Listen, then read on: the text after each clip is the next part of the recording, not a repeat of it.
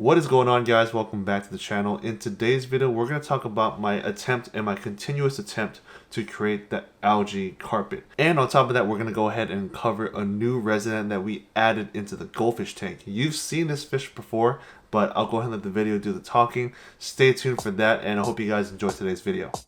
Remember those days, those L's, I couldn't sleep right now. I get paid, fake game, staying B-side. Breaking the blues over steak, I gotta eat right. You could be my peace sign. So if you're a returning viewer and you've seen my goldfish series and stuff, you'll know that I had several attempts in trying to grow this algae carpet. For a lot of people, it might be easier for you because of like tank placement or something, or water conditions stuff. But for me, I've had several attempts on trying to grow this nicely. It ends up looking super bad. I scrape it off, and I try it again, and I scrape it off, and now I'm going all in. Let me show you what algae carpet really is. So this right here is an algae carpet.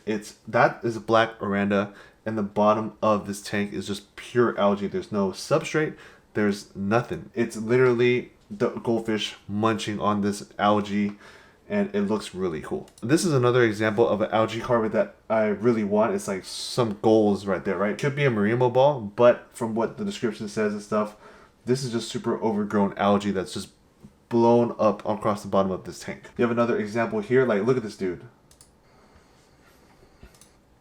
That's algae right there. You see that? There's no substrate, there's nothing. That is algae growing on the bottom of the tank. And this is what I was going for with the goldfish tank because it's bare bottom and stuff. So yeah, that's pretty much what I want to do.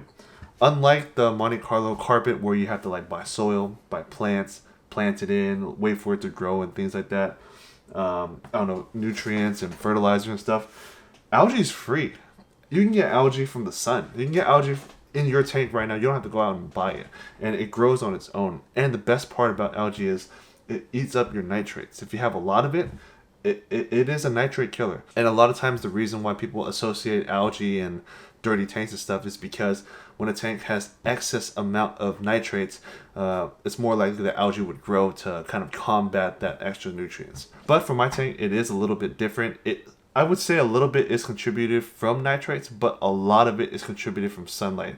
Let me show you guys what like a midday sunlight blast to my tank looks like. That is full-blown natural sun in my goldfish tank. Honestly, my goldfish tank doesn't even need a light, but I just have it just because. I would say about a good majority of the afternoon, my tank is blasted with sun, which is pretty cool.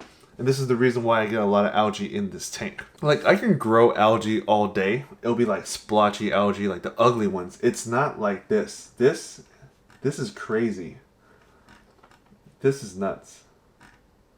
If I can have algae, look, watch this video right here. I don't know how people are getting this algae at the bottom, but look, that looks so mesmerizing. Let me take you a little bit closer. Look at this. That is a ranchu munching at the bottom of the tank. And honestly, with this setup right here, that technically means the goldfish has an unlimited amount of food at the bottom of the tank. It's literally growing its own food. I personally wouldn't feed my goldfish this stuff all day and not feed it anything else. I would still feed it pellets and the gel food and stuff. But having this source in the aquarium, the goldfish never really have to like starve technically. So that's the plan moving forward. I'm hoping to have something like this in the future. If you guys have any tips and tricks, let me know. I know one of the biggest tips about growing algae in your aquarium is to skip out on water changes and stuff. That's one thing I kind of don't want to do, but we'll just have to see because now I have the third goldfish in the tank, which I'll cover later. Like I said, it's going to be a lot more nitrates. So maybe it'll boost algae growth, maybe not, but who knows. One of my friends actually gave me the idea of using some slate rocks, putting it into a tub of tank water, putting them outside and just letting the sun beat down on it. Eventually algae would grow in that tub and then all over the slate rocks, and then I could put that into the tank.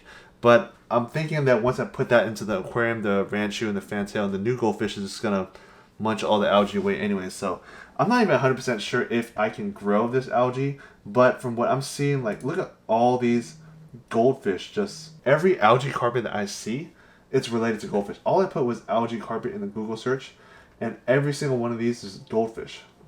So it might be a goldfish thing. I'm hoping to grow this successfully in the 40B. So anyways, let's go ahead and travel back in time and I'll show you guys when I went to go pick up my new old fish.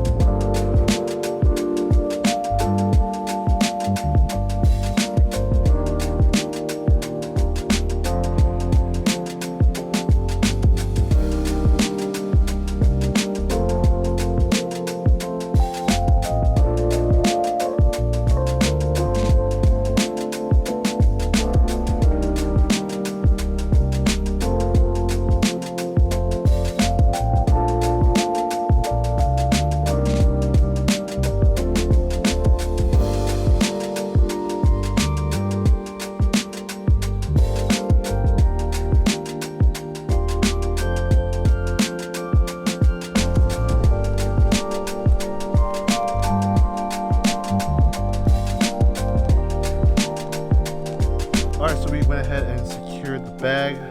We got Moo right here. I don't know if you guys remember her from my earlier videos with Goldfish.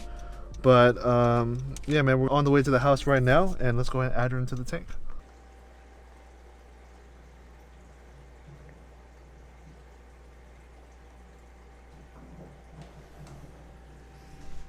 Alright guys, so we went ahead and added the Goldfish into the tank. As you can see, is just kind of adventuring around at this point. It's a 40B with 3 goldfish right now.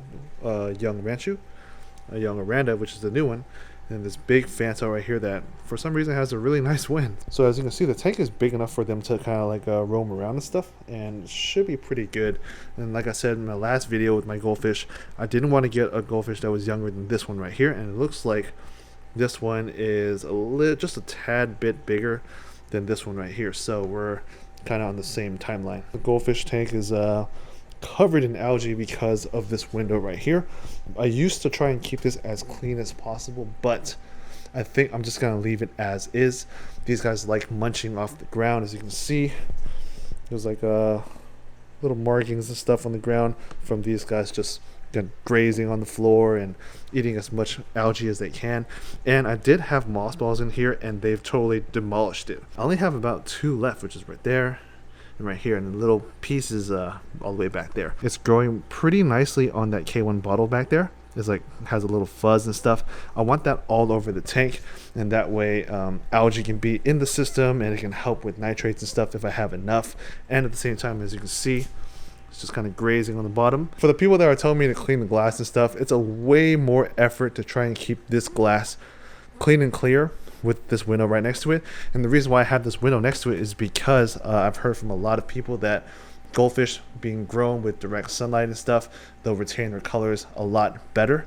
And yeah, man, it's just a perfect environment for algae to grow. And for all the other panels, I'm just gonna let it go buck wild and let all the algae grow all over it, and I'm just gonna focus on keeping this front panel clean right here. Also, algae is a really good form of greens for these guys. I've seen people scrape pieces of this algae off and then just throw it into their tank and their goldfish eat it. So just having a constant supply of algae in this aquarium should be good for the fish. Oh, and if you might be wondering why this isn't in the aquarium anymore, is because I added in more filters for my wolf tank. If you guys haven't seen from my last video, I have a new wolf in this aquarium, and I added a big sponge filter, and then I also modified my K1, so I needed more air allocated in this little system right here. So that's why I went ahead and took out that filter, which is right here, and allocated that air to the sponge. Look how beautiful this Aranda is. The body of this Aranda is definitely way shorter than my old Aranda. My old Aranda actually looked like a real goldfish. This one right here looks like a short body, so kind of afraid for its health. Goldfish itself already have like bad health problems and stuff. This one right here looks like a short body, so I'm kind of I'm trying to be a little bit more careful with this one right here. That's why I'm not adding in extra food. I'm allowing the algae to grow in this aquarium, so it gives it an option for greens. And if they eat all of these moss balls, I have way more right here that they can eat. Hopefully you do good, Moo. They're the only fish in this whole room that is named. I didn't even name this one right here, and it's my most expensive goldfish. You're a special girl, Moo. See how she always goes up for air? This is what bothers me. This is what happened to my last Oranda. It'll go up for air and it can't like push the bubbles out. And that was why it was floating. As you can see, tail's going up a little bit, but it eventually levels out. So I have to be really, really careful with this one, because this fish doesn't have a problem like that. That fish doesn't have a problem. It's just this one. Bam. Yeah, that's just one little cube of Rapashi, and then it gets distributed and everyone gets a little bit. This guy eats a lot. This one eats hella of Rapashi. So that's pretty much it for today's video. I just wanted to give you guys a little bit of context when it comes to me getting this little Oranda back. So hopefully this one does well in this tank and enjoys his time with his buddies here. And yeah, man, the Goldfish squad is complete, and we're not going to be adding any more in this tank. Thank you guys for watching. Stay tuned for the next one. Peace, guys.